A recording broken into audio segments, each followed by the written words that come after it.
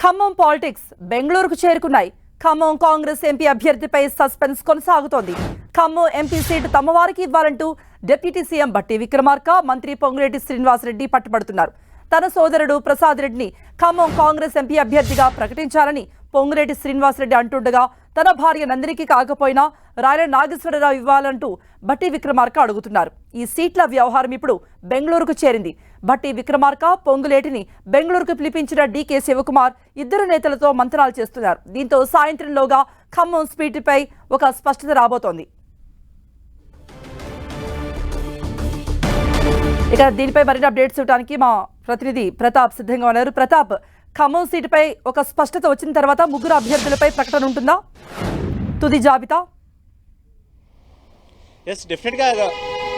డెఫినెట్గా కృప చెప్పొచ్చు. ముఖ్యంగా తెలంగాణలో 17 సీట్లకు గాను ఇప్పటివరకు అయితే 14 సీట్లకు అభ్యర్థులను ప్రకటించారు. ఇంకా 3 సీట్లు అయితే పెండింగ్లో ఉన్నాయి. ఈ 3 సీట్ల విషయంలో ముఖ్యంగా కరీంనగర్, హైదరాబాద్ విషయంలో ఎలాంటి పేచి లేకపోయినా ఇంకా ఖమ్మం సీటు విషయంలో మాత్రం సస్పెన్స్ కొనసాగుతుందని చెప్పుకోవచ్చు. ముఖ్యమైన నేతలంతా తమవారికి కావాలంటూ కూడా పట్టుబడుతున్న పరిస్థితి ఉంది. ఖమ్మంలో ఖచ్చితంగా ఎవరు పోటీ చేసినా గెలిచే అవకాశాలు ఎక్కువగా ఉండడంతో ముఖ్యమైన నేతలంతా కూడా పట్టుబడుతున్న పరిస్థితి అయితే కనబడుతుంది. ముఖ్యంగా మంత్రి పొంగులేటి శ్రీనివాసరెడ్డి, అదేవిధంగా డిప్యూటీ సీఎం బట్టి విక్రమార్క మధ్య పోటీ అనేది గట్టిగా అయిందని చెప్పుకోవచ్చు. ముఖ్యంగా అక్కడ చూసినట్లయితే కనుక వాస్తవానికి ఈ ముగ్గురు మంత్రులకు సంబంధించి ఖమ్మం జిల్లాలో ఉన్న ముగ్గురు మంత్రులకు సంబంధించిన కుటుంబీకులు పోటీ చేయాలని చెప్పేసి మొదటి నుంచి భావిస్తున్నారు.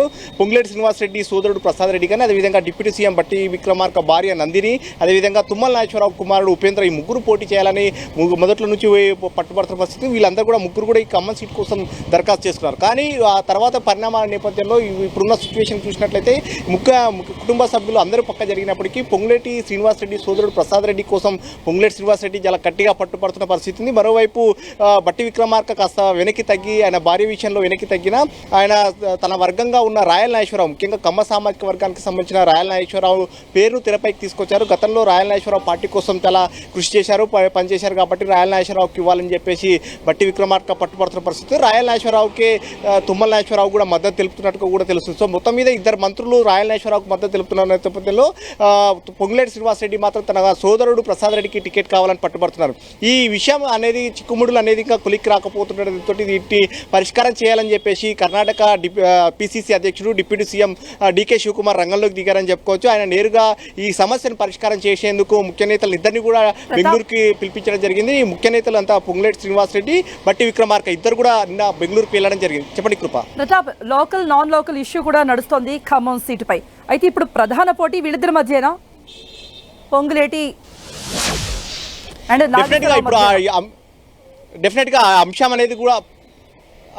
అనేది పూర్తిగా సైడ్ అయిపోయిందని చెప్పుకోవచ్చు. నాన్ లోకల్కు సంబంధించి ముఖ్యంగా ఏదైతే చర్చ జరిగిందో మండ వెంకటేశ్వరరావు, అదేవిధంగా రామసాయం రఘురామరెడ్డి పేర్లు తెరపైకి వచ్చాయి. నాన్ లోకల్ అయినప్పటికీ వీళ్ళ పేర్లు కూడా తెరపైకి వచ్చిన నేపథ్యంలో ప్రస్తుతం ఈ రెండు పేర్లు కూడా సైడ్ అయిపోయాయని కూడా పార్టీలో చర్చ జరుగుతుంది. ఇప్పుడు ఫైనల్గా రాయల నాగేశ్వరరావు వర్సెస్ పొంగులేటి ప్రసాద్ రెడ్డి మధ్య నడుస్తుంది. ముఖ్యంగా పొంగులేటి శ్రీనివాసరెడ్డి ఖచ్చితంగా తన సోదరుడికి టికెట్ కావాలని కూడా పట్టుబడుతున్నారు. అయితే ఆ ఖమ్మం పార్లమెంట్ పరిధిలో ఉన్న మిగతా సెగ్మెంట్లకు సంబంధించిన ఎమ్మెల్యేలు కూడా పొంగులేటి శ్రీనివాసరెడ్డికి మద్దతు తెలుపుతున్నట్టుగా కూడా తెలుస్తుంది. పొంగులేటి ప్రసాద్ రెడ్డి కావాలంటూ కూడా పార్టీ ఇన్ఛార్జ్ దీపాదాస్ మున్షి చేసిన ఏదైతే సర్వే ఉందో అభిప్రాయ సేకరణలో భాగంగా ప్రసాద్ రెడ్డికి ఇస్తే పనిచేస్తామంటూ కూడా ఎమ్మెల్యేలు చెప్పారని కూడా పార్టీలో ఒక చర్చ జరుగుతుంది. కానీ అక్కడ ఇక్కున్న సిచ్యువేషన్లో కానీ కమ్మ సామాజిక వర్గానికి ఇక్కడ అకామిడేట్ కాలేదు కాబట్టి ఖమ్మం నుంచి అకామిడేట్ చేయాలని కూడా చెప్తున్నారు. అయితే వాస్తవానికి అక్కడ ఖమ్మం నుంచి కూడా రేణుకా చౌదరి కమ్మ సామాజిక వర్గానికి సంబంధించిన వ్యక్తిని మొదట్లో అనుకున్నప్పటికీ ఆమెను సైడ్ చేసేందుకే ఆమెకు రాజ్యసభ ఇచ్చారు. సో అందులో ఆ కోటాలో భాగంగానే ఆమెకు ఇచ్చారు.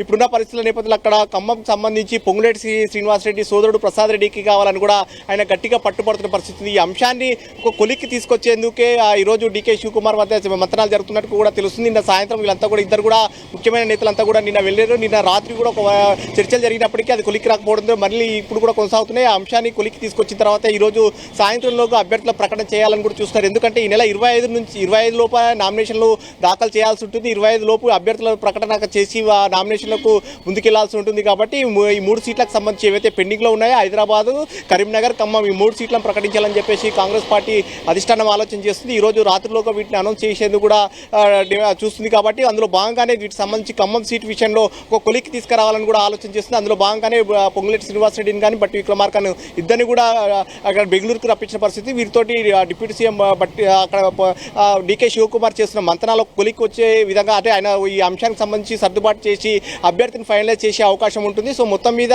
రాయల్ నాగేశ్వరరావు లేదంటే పొంగులేటి ప్రసాద్ రెడ్డి అనేది మరి కాసేపట్లో ఒక కొలిక్కి వచ్చే అవకాశం ఉంది. కొలిక్కి వచ్చిన తర్వాత ఈరోజు సాయంత్రంలోగా అధిష్టానం కూడా ప్రకటించే అవకాశం, ఎందుకంటే నామినేషన్లకు సమయం కూడా గడువు ముగుస్తుంది కాబట్టి ఈ 3 రోజుల్లో నామినేషన్ వేయాల్సి ఉంటుంది. ఇప్పటికే సమయం చాలా ఆలస్యమైందంటూ కూడా నేతలు చేస్తున్న ఉంది కాబట్టి ఈ పరిస్థితుల నేపథ్యంలో ఈ ఖమ్మం సీటు వల్లే మిగతా 2 సీట్లు కూడా పెండింగ్లో పడాల్సి వస్తుంది కాబట్టి 3 సీట్లను ఒకటేసారి ప్రకటించాలన్న ఒక ఆలోచనలో కాంగ్రెస్ పార్టీ అధిష్టానం ఉంది. అయితే కరీంనగర్కి సంబంధించి వెల్చాల రాజేంద్రరావు ఇప్పటికే ఖరారైనని చెప్తున్నారు. హైదరాబాద్ సంబంధించి సమీరుల్లా పార్టీ జిల్లా అధ్యక్షుడిగా, హైదరాబాద్ జిల్లా అధ్యక్షుడిగా ఉన్న సమీరుల్లా దాదాపు పేరు ఖరారైంది. సో ఈ నేపథ్యంలో ఇద్దరు పేర్లు ఖరారయ్యాయి కాబట్టి ఖమ్మం సీటు విషయంలో కూడా ఒక కొలిక్కి వచ్చినట్లయితే ప్రసాద్ రెడ్డి లేదంటే రాయల్ నాగేశ్వరరావు కొలిక్కి వచ్చినట్లయితే ఆ అభ్యర్థిని కూడా కొలిక్కి ఫైనలైజ్ చేసే అవకాశం ఉంటుంది. ఈరోజు సాయంత్రంలో ఒక కొలిక్కి వచ్చిన తర్వాత ఈ 3 సీట్లకు సంబంధించి కూడా అభ్యర్థులను ప్రకటించే అవకాశం ఉంది. ఎందుకంటే ఈ నెల 25 నామినేషన్ వేయాల్సి ఉంటుంది. చాలా వరకు కొంతమంది ఇప్పుడు మొత్తం 14 నియోజకవర్గాలకు సంబంధించి ఇప్పటికే మంచి రోజులు ఉన్న నేపథ్యంలో కొంతమంది నామినేషన్లు కూడా వేశారు. ఇప్పటికే నామినేషన్ల పర్వం కొనసాగుతుంది. సీఎం రేవంత్ రెడ్డి కూడా నామినేషన్ల పర్వానికి సంబంధించి కూడా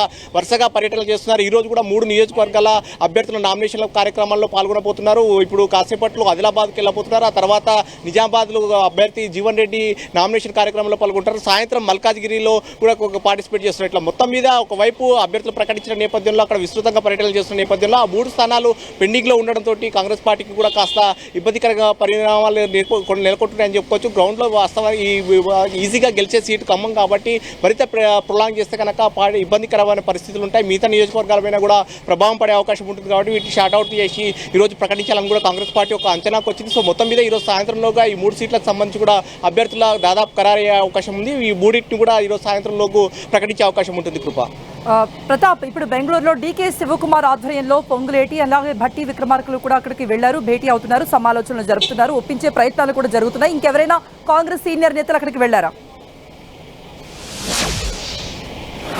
ప్రస్తుతానికైతే వీళ్ళిద్దరినే అక్కడికి వెళ్ళారు. ఎందుకంటే ముఖ్యమైన ఖమ్మం జిల్లాకు సంబంధించి 3 ముఖ్యమైన మంత్రులు ఉన్నారు. ఆ 3 సంబంధించిన మంత్రులు తుమ్మల నాగేశ్వరరావుతో పాటు పొంగులేటి శ్రీనివాసరెడ్డి కానీ భట్టి విక్రమార్క 3 మంత్రులు ఉన్నారు. ఈ 3 మంత్రులను కూడా వారి కుటుంబీకులే మొదటి నుంచి కూడా పట్టుపడుతున్న నేపథ్యంలో ఫైనల్గా వచ్చినట్లయితే కనుక ఖమ్మం జిల్లాకు మొదటి నుంచి కూడా పెద్ద దిక్కుగా భట్టి విక్రమార్క ఉన్నారు. కాబట్టి ఇటీవల కాలంలో అంటే మన పొంగులేటి శ్రీనివాసరెడ్డి చేరడంతో ఒక క్రౌడ్ పుల్లర్గా ఎమ్మెల్యేలంతా మెజార్టీ అంతా కూడా పొంగులేటి శ్రీనివాసరెడ్డికి మద్దతుగా ఉంది. కాబట్టి ఎమ్మెల్యేల మద్దతు అంతా కూడా ఉన్న నేపథ్యంలో పొంగులేటి శ్రీనివాసరెడ్డిని కూడా రప్పించారు. ప్రజెంట్ ఇప్పుడు ప్రభుత్వంలో కూడా చాలా కీలకమైన వ్యక్తిగా పొంగులేటి శ్రీనివాసరెడ్డి ఉండడంతో ఆయనను నచ్చజెప్పే ప్రయత్నం కూడా ఒకసారి మాట్లాడాలని కూడా ఆలోచన చేస్తూ సో ఈ నేపథ్యంలో భట్టి విక్రమార్కను పొంగులేటి శ్రీనివాసరెడ్డి ఇద్దరు కూడా బెంగళూరుకు రప్పించారు. ప్రజెంట్ డీకే శివకుమార్ వద్ద వారిద్దరు మంత్రాలు చేస్తున్న పరిస్థితి ఉంది.